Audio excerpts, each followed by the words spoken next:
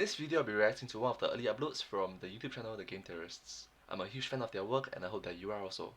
Their videos are, very funny, educational, and just inspiring for yeah, just motivating. And this video that I'm reacting to is 2011, so it's around 10 years ago. If you're watching this video, I'm not sure if you're watching this video, around a decade ago, yeah. So let's get to it. What do you normally say? If you like my video, yes. If you like this video, please consider to like, share, and subscribe to my channel. Subscribe to my channel, please. And comment down below if you have anything to share with us. Thank you so much.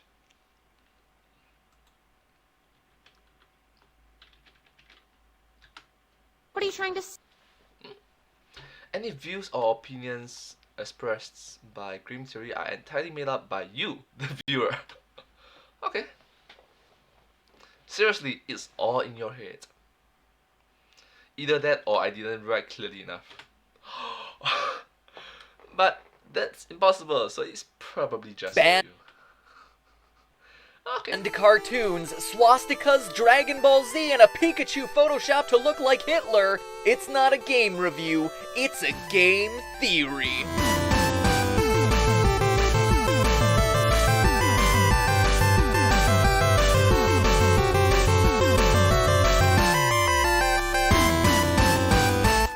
Hi, Internet. Welcome to Game Theory. Hello. The show that's done trying to relate its educational merit to Pokemon memes. Alright, you've waited long and... Okay, so episode 18 is Pokemon 1, Pokemon 2, then that's not... this is Not for this episode, so let's not waste any time with silly drawn-out introductions filled with desperate attempts at humor. Ho ho! I just called you out, son! I'm sorry? Out, son! Serious though, if you're watching this, big fan of the show. The question today is whether or not Pokemon is racist, and I'm leaving the final answer up to you. Since Pokemon's first appearance in the Western market, there have been two major accusations of its content containing racist and hateful imagery. The first, which claims that Pokemon is pro-Nazi, is the easier to answer, so let's start there, shall we? Okay, this Pokemon, I don't think it exists. If it exists, it will be unknown. Literally the name of the Pokemon is called Unknown, alright? They will sing this song, Unknown, Unknown. That means you don't know what is it. the literal name of the Pokemon is called Unknown. It comes in A, B, C, D, E, F, G, H, I, J, K, the symbols lah. Now, if modern first-person shooters have taught me anything, it's that Nazis are bad, okay? So why would anyone think that a game featuring such adorable little pocket creatures would also support ethnic cleansing? It all stems from this.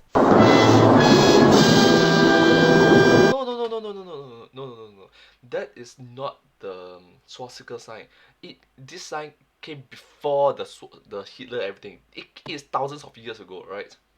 This is a sign for Buddhism. A swastika emblazoned on the Koga's Ninja Trick trading card. Parents, after stumbling across this glowing red beacon of hate, drew the obvious conclusion that Golbat was a metaphor for white supremacy. That's the thing, they do not know about the Asian culture, the Buddhist culture. That's why they can draw this. They can draw this reference.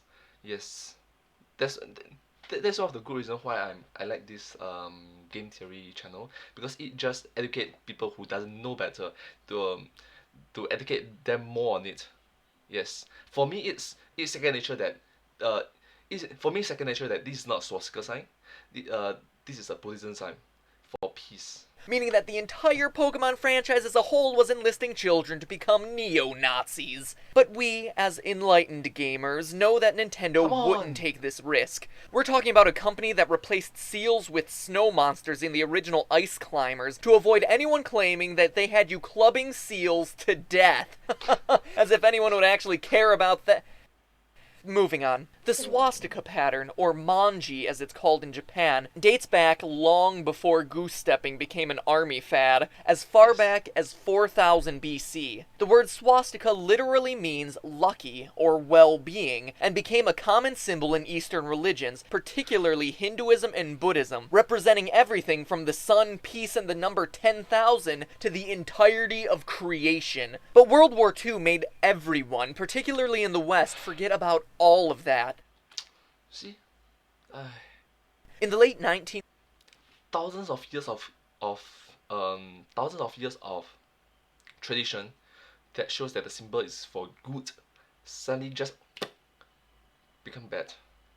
century, the swastika was found on ancient pottery in Germany, leading researchers to conclude that it was an important religious symbol for Germanic ancestry. Soon after, a German nationalist movement that believed in the preservation of a pure-blooded Aryan master race took up this ancestral symbol as their logo. Because of its popular appeal at the time and its cultural significance, Hitler made sure to include it in his design for the Nazi flag. A regular Betsy Ross, that one. Moving on to the main course of today's episode, a question still contested Free healthcare, pay 1 million for bike. 11 years after it first appeared. On January 5th, 2000, poet and children's book author Carol Weatherford accused the character design of Generation 1's Jynx as being an overweight drag queen version of black stereotypes. In response, episodes of the anime have been banned, figurines have been discontinued, and Jynx's skin was forever changed from black to purple. She also called out Dragon Ball's Mr. Popo, leading to his lip size being reduced and a palette swap from black to, oh my god, it's blinding. But for as absurd as her claims sound, there are centuries of evidence to back her up. It all dates back to minstrel shows. Not these. These. Stage acts featuring white comedians painting their faces with grease paint to portray black characters. Beginning in the 1830s and growing in popularity after the American Civil War, these performances portrayed African Americans as dumb, lazy, and superstitious. The grease makeup exaggerated the size of the performers' eyes and lips, thus embedding these traits in the popular culture's understanding of the black image. Cartoons especially adopted this visual shorthand, perhaps most famously Merry Melodies, as Bugs and the Gang had 11 episodes retroactively banned for its portrayal of other races. Please don't beat me, Martha! Don't beat that tired old body! No! Don't! Minstrel shows continued until, get this, the 1960s, when the civil rights movement finally brought a close to these spectacles. But how does this all relate to Jynx? Well, there's obviously the exaggerated eyes and lips, but there's also her gloves, which were another common element in the minstrel costume. In addition, the name Jynx is an obvious reference to the word jinx, or something that brings bad luck, which can either relate to the aforementioned superstitious characterizations in minstrel shows, or a belief in voodoo, another common black stereotype. Plus, the fact that Jynx is a curvaceous woman-shaped Pokemon may have roots in the mammy archetype, a specific stereotype for black women involving a large, imposing female who is the dominant, authoritative figure of the house. But though it's a compelling case, it's far from perfect. The fact that Jynx is an ice psychic type would have no explanation. In addition, though Carol Weatherford would claim that the blonde hair is a reference to a black woman's fondness for wigs and weaves, the fact that Queen Latifah wears fake hair is far from convincing evidence. Skeptical cat demands proof. Her complaints were countered by Pokemon supporters presenting two alternative theories. The first is that Jynx is based on a Nordic ice princess with black skin, an odd claim considering that black skin and Nordic heritage don't really go hand in hand. But there is indeed one figure that fits the bill. Hel, Norse guardian of He single hockey stick. Hel the person is a female deity, daughter of Loki, and appointed by Odin as guardian of the dead. And unlike Western conceptions of Hel, the place, as a fire-filled land of suffering, Norse mythology depicts Hel as a frozen land of bitterness and pain, like New York in the winter. My people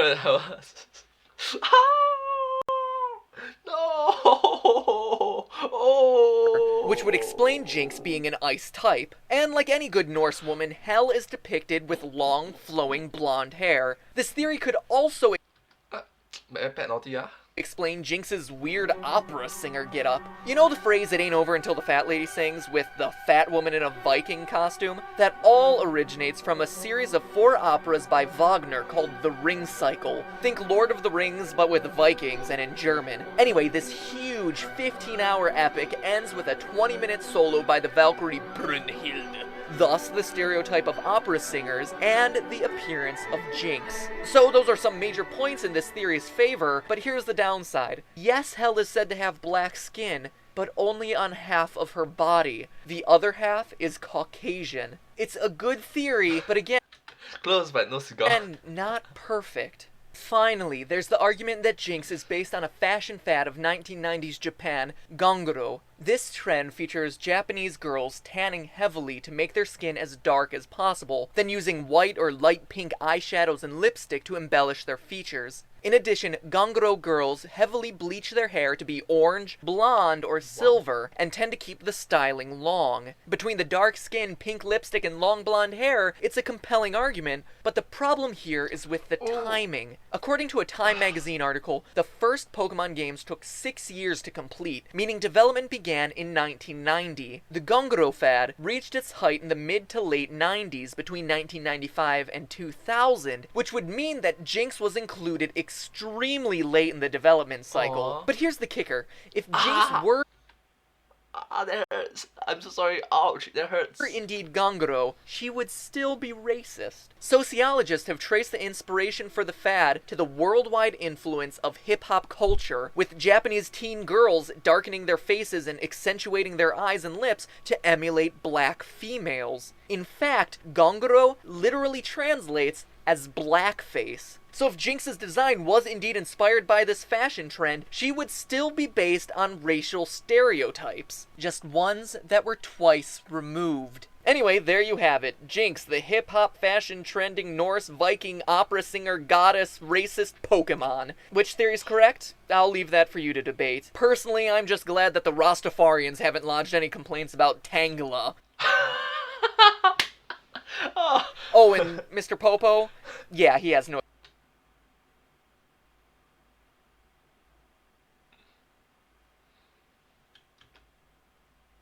I'm sorry?